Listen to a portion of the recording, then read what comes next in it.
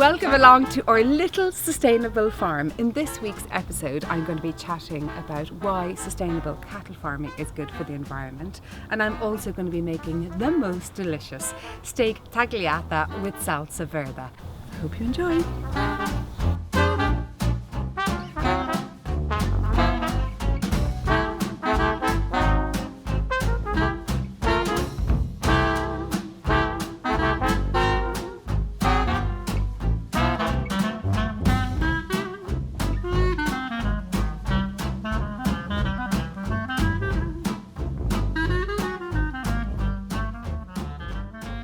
About 4 months ago, we decided to start keeping our own cattle here at Broadspear. So we got 12 beautiful Aberdeen Angus. We wanted to take responsibility for where our meat was coming from. But it's not the cow, it's the how.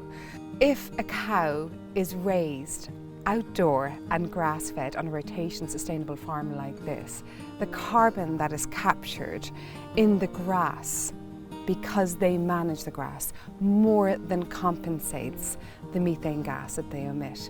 The problem is that the cows that are reared indoor, in barns, in shed, intensely, where they aren't doing anything to give back to the environment, they're not managing land, they're not helping with the ecosystem, that's where the balance then is not correct. Here at Broadspear, we raise our cattle in a sustainable rotation system where they're completely grass-fed. When a grass isn't managed, it'll become tough. New roots can't come up, and you'll see it in fields. It looks dry, it looks wispy.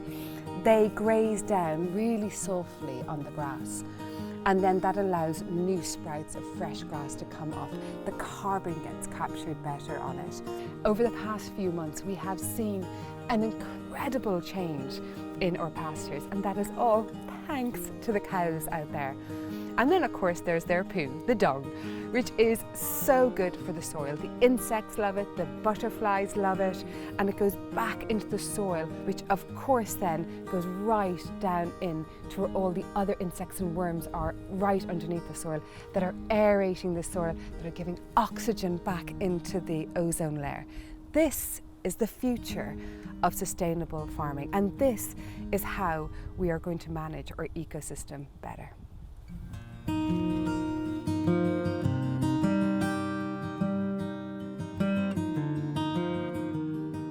Today I'm going to show you how to make a delicious steak tagliata. I'm also going to show you how to make a salsa verde, which you can serve with it if you wish. It's a beautiful balsamic chili dressed salad with shavings of pecorino. It is heaven! So let's get going. So I'm going to get my pan on. I'm using a griddle pan. If you are using a frying pan, which I imagine some of you might be doing, just make sure the pan is smoking hot and you want to see the smoke coming up. I've got my beef here. I'm going to salt it. It's a really good quality sea salt over the beef. Freshly ground black pepper and olive oil. I brush it with my fingers. My pan is lovely and hot, so I'm going to get the seasoned, oiled side down first. That's what you want to hear. And then while it's down that side, I'll season the other side. While that's cooking away, I'm going to show you how to make the salsa verde. It's got this wonderful kind of sweet, peppery, salty flavour to it, which is amazing with beef. So we need 2 anchovies, chopped up. It's about a tablespoon of capers, but the full recipe for this is below. Capers are so good because they bring this beautiful, delicate saltiness to it, and also a little sweetness. And in they go into the bowl with the anchovies. And then next then is the garlic. And check out the garlic. How amazing is this? I'm officially using the first ever garlic that we've ever grown at Broadspear right here, right now. It's a moment. So our first garlic and our first beef today. It's quite exciting.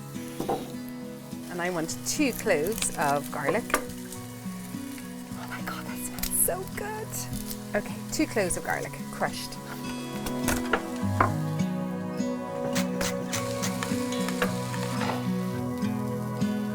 going to turn the steak. Lovely. I want that lovely char. Next, I need some white wine vinegar, about a tablespoon.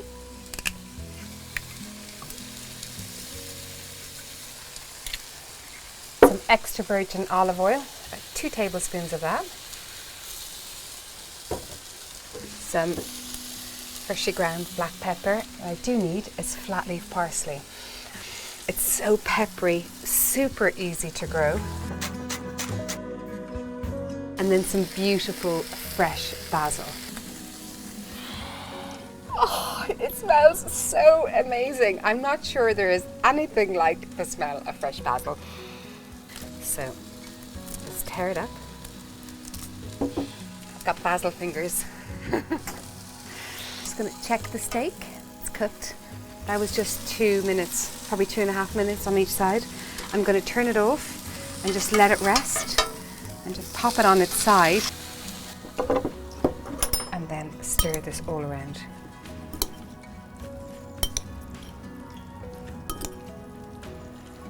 It is one of my favorite sauces. Sweet, salty, peppery salsa. It's got so much zing to it with the vinegar. Oh, it's so good. I'm going to make the dressing in here. It is a balsamic dressing. So in goes the balsamic and olive oil. And then chili. So in goes the chili into the dressing. Toss them gently in it. Not to break the salad leaves. The balsamic dressed salad leaves. As I said, traditionally it's rocket, but I've got a couple of rocket sprigs in here. And now to our first ever steak from Broadsphere. Do I get a drum roll? This is definitely a moment. Slice it very, very thinly. The fact that this beef comes right from here, just that field over, is quite exciting, and that salad comes just from there, and that garlic comes just from there, and those herbs come just from here and there. It's a really exciting feeling. You want it medium rare. You want that lovely pink colour in the middle. And then just spread it all over peppery salad leaves. And then the cheese just gently melts into the beef. And then you bring in the Salsa Verde. So I'm going to put that beautiful Salsa Verde on the top like this.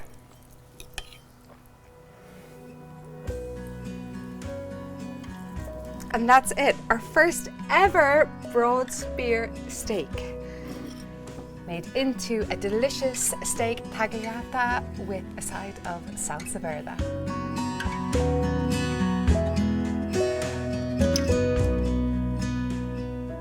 In next week's episode, I'm going to be showing you how to prune your apple trees so you get a great harvest.